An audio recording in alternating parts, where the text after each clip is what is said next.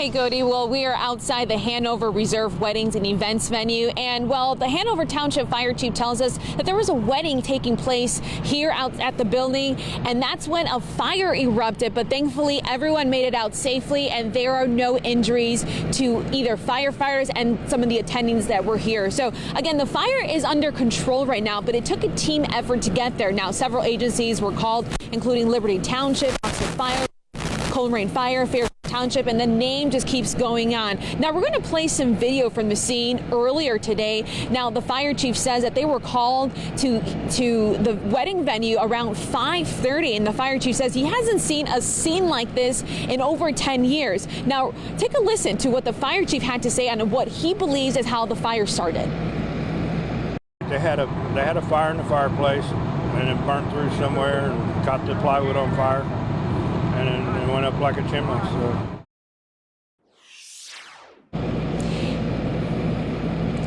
And back out here live, multiple crews are still on the scene trying to make sure that the fire doesn't reignite again. And they're focusing much of their efforts right towards the back of the building where the chimney once was. So as you can see, there's some crews right there by the roof right there, just putting out those hot spots. You can see a little bit smoke still coming from the roof. But again, the fire chief says that there are no injuries at all here. Now, we don't know how many people were inside the building, but again, he says that there was a wedding going on, so there must have been probably a couple dozen people here. But the fire chief says that they're going to be here for the next couple of hours. He's estimating about 3 more hours, and he also says that the state fire marshal is on his way right now to investigate more on how the fire started. But of course, we're going to keep you updated both on air and online. We're live in Butler County. Andrea Medina, Fox 19 Now.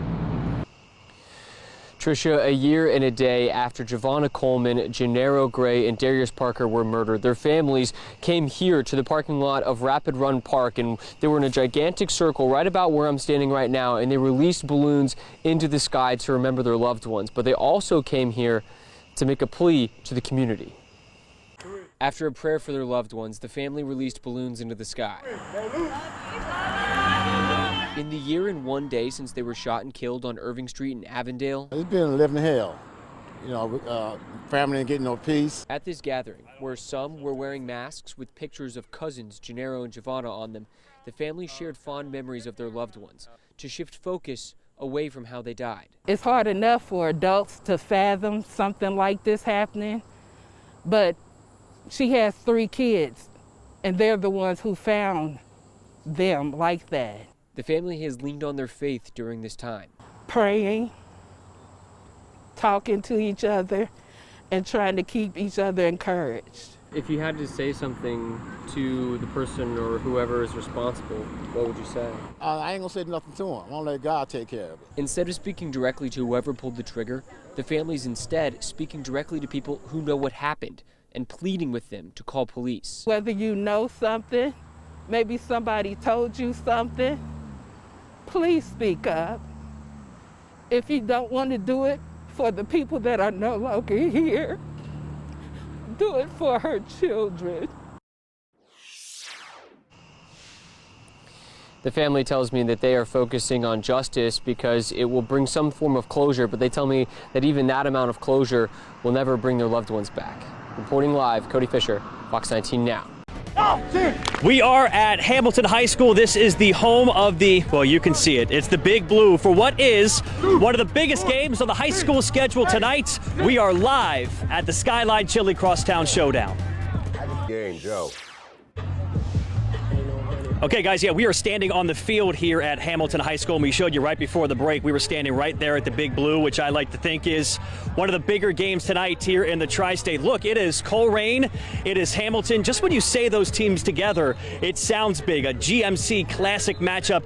Then you add on top the fact that it's part of the Skyline Chili Crosstown Showdown. To me, it makes it feel even bigger here tonight. So let's bring in head coach Nate Mahan of Hamilton High School. And Nate, let's start with this because I was talking about how big it feels to everybody back home, everybody on the outside of this game. You're in the middle of it. It is Coleraine and Hamilton. Does it feel bigger when there's this much attention on the game? I mean, it's why you play the game, right? It's why you coach and why you want to be involved with high school football and high school sports. So it's a great opportunity. Everybody wants to be here, be a part of it.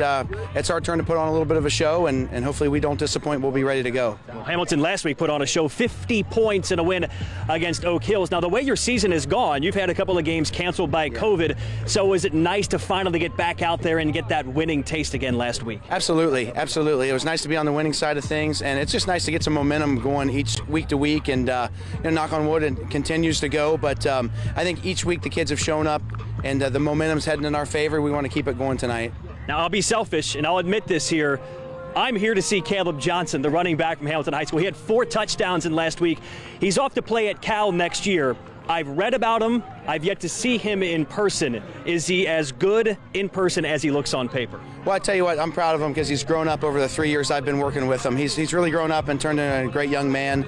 I support whatever he wants to do. I know he's got a lot of people interested. I know he's committed to Cal, but he's a good kid first.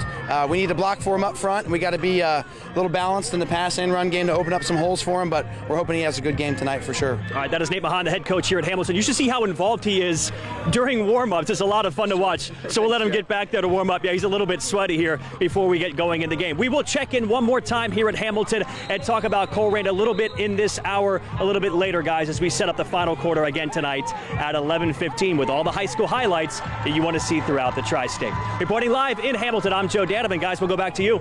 Okay, we are back on the field here at Hamilton High School. It is Hamilton and Colerain at the Skyline Chili Crosstown Showdown. Let's show the Cardinals out here getting warmed up before kickoff tonight against Hamilton. Don't get it wrong. They are still one of the teams to beat here in the GMC, just one game out of first place after a 1-point loss last week. This game, Hamilton and Colerain, is one of 14 games you will see tonight on the final quarter at 11:15. Don't forget to follow us on Twitter at Fox19Joe and also at Fox19Jeremy to have all the games covered on the sidelines throughout the night. Reporting at Hamilton High School, I'm Joe Danavan, Fox 19 now. Guys, the Miami Township Police Department and the Pierce Township Police Department are both saying that both of their areas have been hit by these car thieves. Now, this is the MO. People are walking straight into people's driveways and testing car doors. If they're locked, they go ahead and move on. But if they're open, they either steal items from inside or they hop in and drive off.